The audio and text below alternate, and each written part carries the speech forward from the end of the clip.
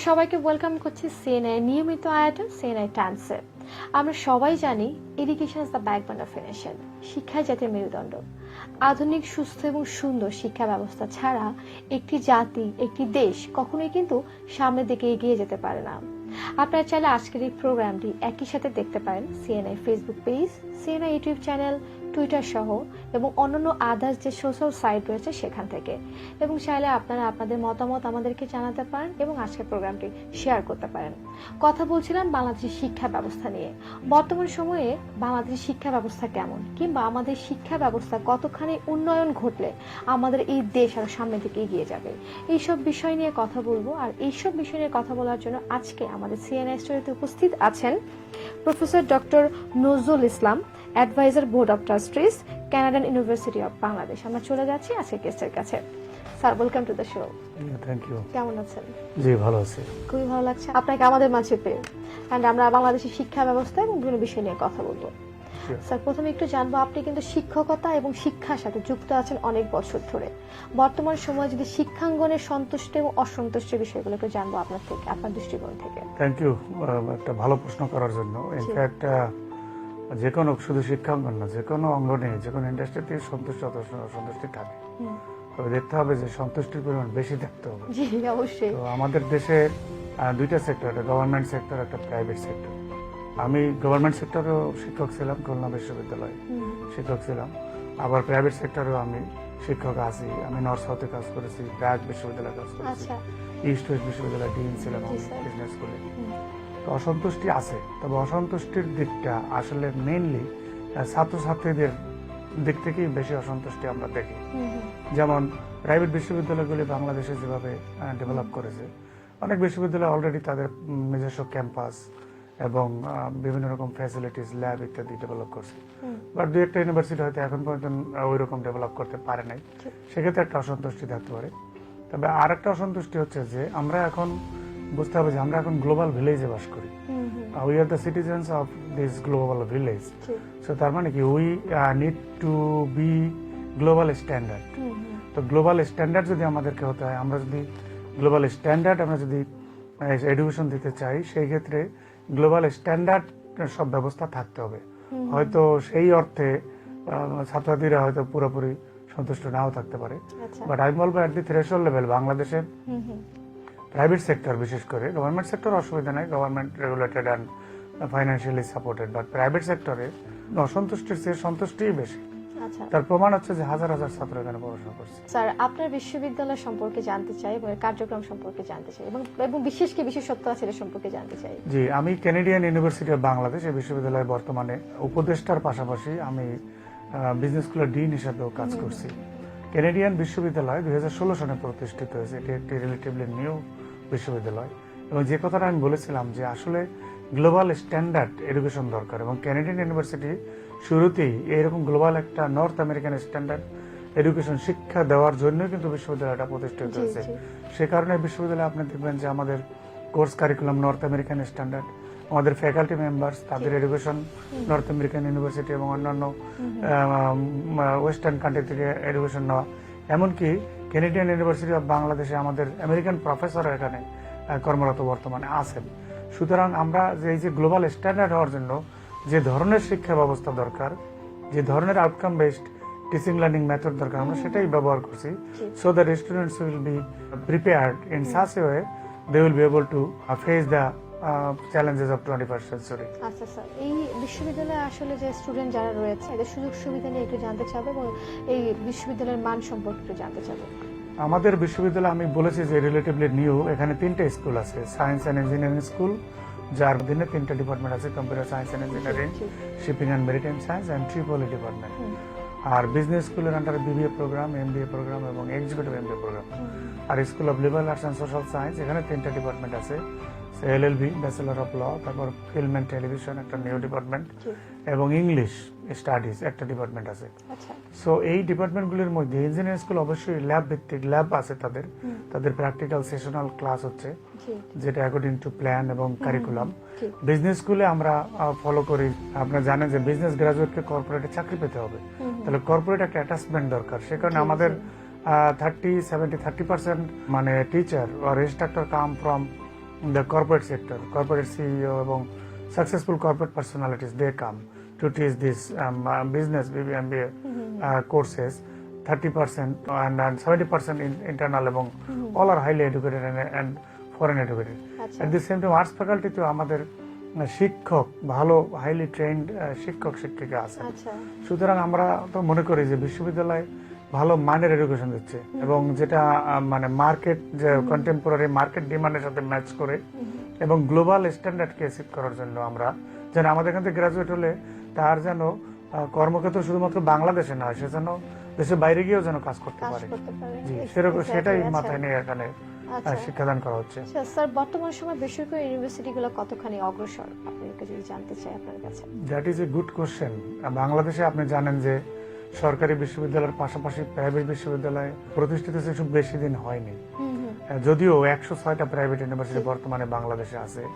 আমি বলবো যে ছাত্রদের যে চাপ, জনসংখ্যার যে চাপ, শিক্ষা নেওয়ার যে ছাত্রছাত্রী বা যারা আছে তাদের যে চাপ, সেই চাপ যদি আজকে প্রাইভেট বিশ্ববিদ্যালয় না হতো তাহলে চাপ নেওয়ার মতো কোনো জায়গা থাকতো না। এই ছাত্রগুলি সব বিদেশে চলে যেত। সরকারি ইউনিভার্সিটি খুবই সংকট আমাদের দেশে, মানে এত যত সিট দরকার তত সিট নাই, যে কারণে ওই যে গ্যাপ, সে গ্যাপটা প্রাইভেট বিশ্ববিদ্যালয় ফুলফিল করছে এবং এই ছাত্রগুলি বাইরে না গিয়া এখন বিদেশের স্ট্যান্ডার্ড লেখাপড়া বাংলাদেশে করতে পারছে। বেসরকারি ইউনিভার্সিটি অনেকেই বলে যে বেসরকারি ইউনিভার্সিটি গ্রাজুয়েশন শেষ করার পর চাকরি পাওয়ার ক্ষেত্রে অনেকটা সমস্যার সম্মুখীন হতে হয়, এটাকে আপনি কিভাবে দেখছেন? আমি আপনার এই কথাটার সাথে পুরোপুরি একমত না। কারণ হচ্ছে প্রাইভেট বিশ্ববিদ্যালয় at least rigorous teaching learning method follow করা হয়, আউটকাম বেসড। এবং আপনি যে কোনো বিষয়, আমি তো প্রাইভেট কয়েকটা বিশ্ববিদ্যালয়ের নাম বললাম যেগুলোতে আমি কাজ করেছি, আমি তো কখনো দেখি নাই যে কোর্স কমপ্লিট না করে অথবা প্রপার এডুকেশন না দিয়ে তাকে গ্রেড দেওয়া হচ্ছে অথবা তাকে পাস করানো, সেটা তো সম্ভব না, প্রাইভেট ইউনিভার্সিটি হবে না, এটা সম্ভব না। সুতরাং at the end of the day or at the end of 4 years programme যখন ছাত্রছাত্রী যখন গ্রাজুয়েট হবে তখন সে তার মধ্যে একটা চেঞ্জ, একটা ডিফারেন্স তৈরি হবে, যে ডিফারেন্সটা তাকে কর্মক্ষেত্রে চাকরি পেতে সাহায্য করবে।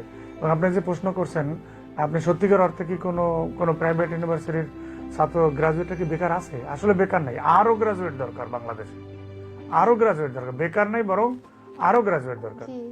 সেখানে হয়তো বলা যেতে পারে যে হয়তো international highly standard international education আছে, সেটা নিয়ে হয়তো প্রশ্ন থাকতে পারে, বাট গ্রাজুয়েট চাকরি পাচ্ছে বাংলাদেশে, মানে কেউ বসে থাকছে না, কেউ বসে থাকছে না, কাজ আছে, দেশের ইকোনমি গ্রোয়িং, সো ডিমান্ড, অনেক লোকের চাহিদা। সেটাই।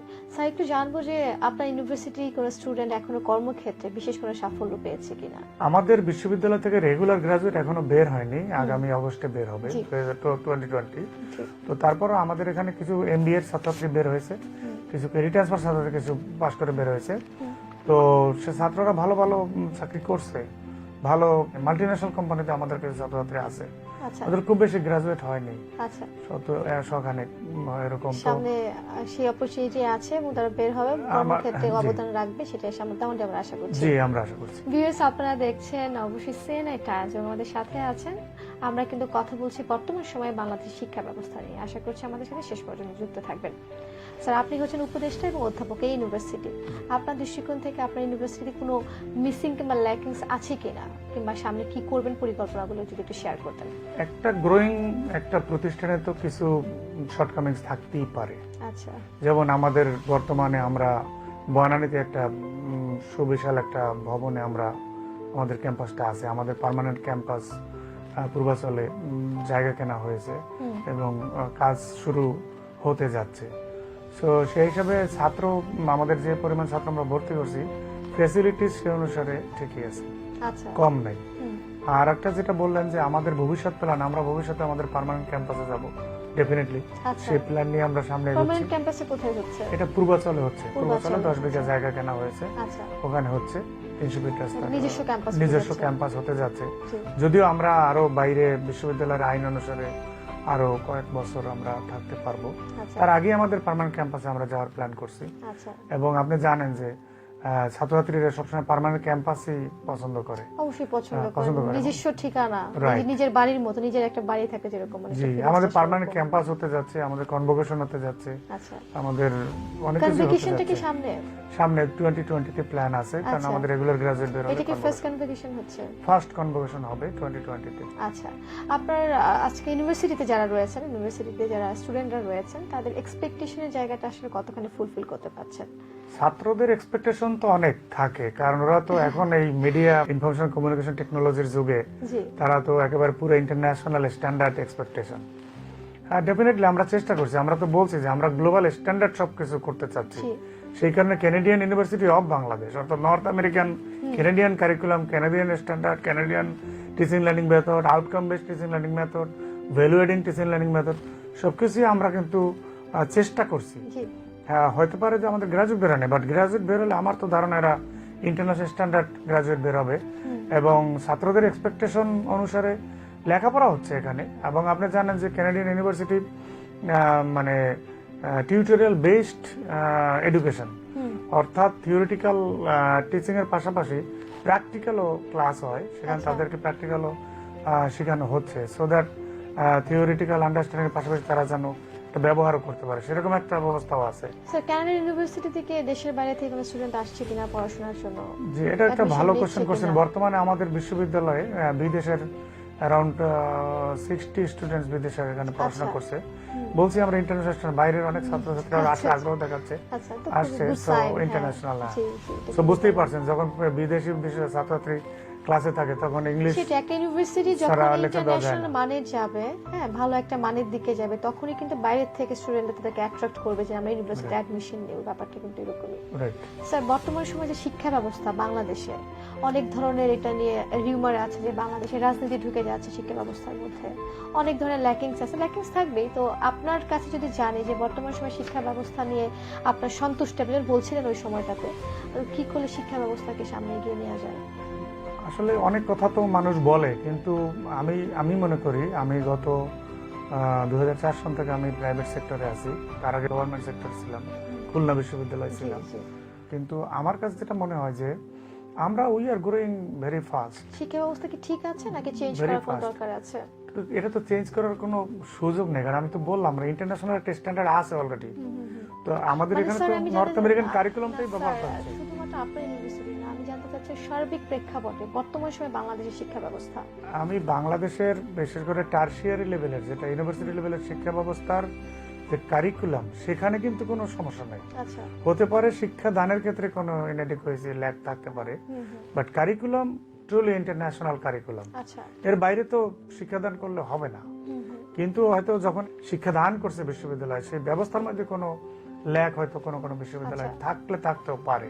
আচ্ছা, বাট আমার তো মনে হয় আমরা ভালো গ্রোয়িং, এবং বাংলাদেশ যেহেতু বিদেশি ছাত্ররা ইন্টারেস্ট দেখাচ্ছে, আমার তো মনে হয় বাংলাদেশ একটা ভালো শিক্ষার, এমনিতেই আমাদের আপনি জানেন ঢাকা বিশ্ববিদ্যালয় বুয়েট বিশ্বের নাম করা বিশ্ববিদ্যালয়ের জি, মধ্যে জি। এরা আছে, সেই হিসেবে প্রাইভেট বিশ্ববিদ্যালয় অলরেডি কিছু কিছু নাম করে ফেলছে। তো আচ্ছা। আমাদের এখানে লেখাপড়া না হলে তো এই নামটা হতো না। স্যার আপনার ইউনিভার্সিটি তো পলিটিক্স ফ্রি প্রাইভেট বিশ্ববিদ্যালয়ে কোনো পলিটিক্স নাই, নাই, আচ্ছা। রাজনীতি কিন্তু politics। বর্তমান সময়ে যে পাবলিক ইউনিভার্সিটিগুলোতে পলিটিক্স বিভিন্ন বিষয়গুলো নিয়ে যে ঘটনাগুলো ঘটছে, আপনার দৃষ্টিকোণ থেকে আসলে রাজনীতিটা কি নিষিদ্ধ করা উচিত কিনা? এখন এটা একটা কঠিন প্রশ্ন, এটার উত্তর আমি জানি না।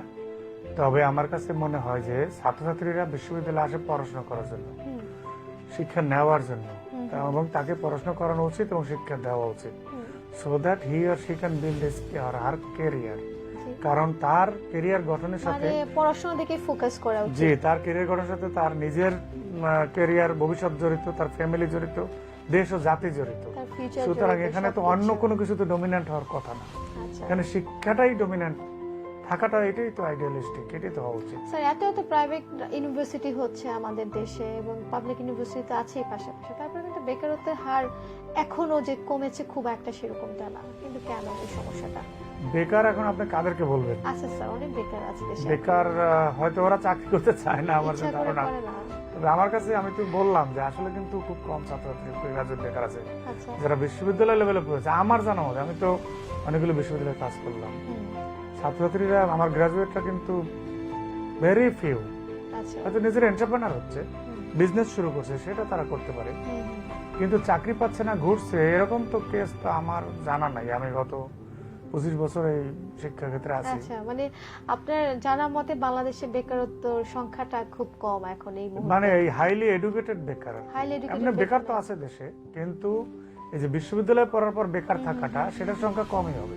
আচ্ছা, একজন অধ্যাপক এবং উপদেষ্টা, আপনার ইউনিভার্সিটি আপনি দুইটা পজিশনে কাজ করছেন। আপনার ইউনিভার্সিটিতে সামনে সুদূর প্রসারী কোন জায়গায় যেতে চান, কি করতে চান? লাস্ট একটা প্রশ্ন। ডেফিনেটলি আমরা তো বাংলাদেশের প্রাইভেট বিশ্ববিদ্যালয় হিসেবে বাংলাদেশে 1 নম্বর বিশ্ববিদ্যালয় হতে চাই প্রাইভেট আচ্ছা। সেক্টরে, এবং এট দি সেম টাইম এশিয়া প্যাসিফিকের মধ্যে 1 নম্বর হওয়া যায় কিনা। আচ্ছা, ডেফিনেটলি, যেহেতু আমরা ইন্টারন্যাশনালি সেভাবেই কাজ চিন্তা করা করছি, হচ্ছে। কাজ হ্যাঁ। করছি, জি, সেটাই আমাদের টার্গেট, এবং সেই অনুযায়ী আমাদের প্রিপারেশন সেরকমই। আচ্ছা। ইনশাআল্লাহ হয়তো আপনারা দেখবেন যখন যেহেতু graduate কানাডিয়ান হবে। ইউনিভার্সিটি অফ বাংলাদেশ, এটা কিন্তু নতুন একটা ইউনিভার্সিটি, হ্যাঁ, এটা প্রচারণার জন্য আসলে কোনো ধরনের পদক্ষেপ নিচ্ছেন কিনা, সামনে পদক্ষেপের ব্যাপারটা? জি, প্রচার তো করতে হবে, কারণ এখন তো এক্সপোজার ছাড়া তো কিছু হবে না। সেটাই। যে কোনো অর্গানাইজেশন তাকে তো মানুষের সামনে তুলে ধরতে হবে, প্রেজেন্ট করতে হবে। সেই হিসাবে আমাদেরও প্রচার প্রচারণা আছে, তবে আমরা যেটুকু করলে না করলেই নয়। যেমন ইন্টেলেকচুয়াল লেভেলে রিচ করার জন্য যা করা দরকার, আমরা জি, একটা প্রফেশনাল ওয়েতে আমরা প্রচার প্রচারণা আমাদের এখানে ধরেন, যেটা আপনি বললেন যে ব্র্যান্ডিং বা কমিউনিকেশন, এগুলি করা হচ্ছে। জি স্যার, আমরা আজকের প্রোগ্রামে একদমই শেষ পর্যায়ে চলে আসছি। স্যার, যদি এই মুহূর্তে দর্শক আছেন যারা আমাদেরকে দেখছেন, তাদের উদ্দেশ্যে যদি কিছু বলার থাকে, আপনার ইউনিভার্সিটি নিয়ে যদি কিছু বলার থাকে। আমি বলবো যে দর্শকদের উদ্দেশ্যে যে আপনারা ইন্টারন্যাশনাল মানের এডুকেশন যেখানে দেওয়া হচ্ছে, আপনারা সেখানে পড়াশোনা করেন। কারণ পৃথিবীতে এখন আমরা গ্লোবাল ভিলেজে বাস করি, আমরা গ্লোবাল ভিলেজের সিটিজেন। সুতরাং আমাদেরকে গ্লোবাল স্ট্যান্ডার্ড এডুকেশন নিতে হবে, গ্লোবাল স্ট্যান্ডার্ড হতে হবে। সেই কারণে আমি পটেনশিয়াল ছাত্রছাত্রীদের বলবো যে যেখানে গ্লোবাল স্ট্যান্ডার্ড এডুকেশন হচ্ছে, টিচিং লার্নিং মেথড আছে, যেখানে outcome based teaching learning method আছে, যেখানে পড়লে আপনি এন্টারপ্রেনারশিপ ডেভেলপ করতে পারবেন, সেখানেই আপনারা ভর্তি হন, সেখানে পড়াশোনা করেন, নিজের ক্যারিয়ার গড়ুন, নিজের পরিবারের হাল ধরুন, এবং দেশ ও জাতির সেবায় নিজেকে নিয়োজিত করুন। স্যার, অনেক ধন্যবাদ মূল্যবান সময় আমাদেরকে দেওয়ার জন্য। অনেক ভালো থাকবেন। থ্যাংক ইউ, আপনাকে ধন্যবাদ। দর্শক, অনেক ইনফরমেশন আমরা জানছিলাম স্যারের কাছ থেকে। সিএনআই টাইমস আজকের আয়োজনে এই পর্যন্তই। আজকের এই আয়োজনে বাংলাদেশের শিক্ষা ব্যবস্থা এবং বাংলাদেশের শিক্ষা ব্যবস্থাকে উন্নয়ন করলে এদেশের সামনে এগিয়ে যাবে, এসব বিষয় নিয়ে আমরা কথা বললাম। এখান থেকে যদি আপনারা খানিকটা উপকৃত হয়ে থাকেন, সেখানেই হবে আমাদের সার্থকতা। আবারও দেখা হবে একই দিন একই সময় নতুন কোনো অতিথি, নতুন কোনো টপিক নিয়ে। সেই পর্যন্ত সবাই ভালো থাকবেন, সুস্থ থাকবেন, সুন্দর থাকবেন এবং সিএনআই এর সাথেই থাকবেন। আজকের মতো বাই।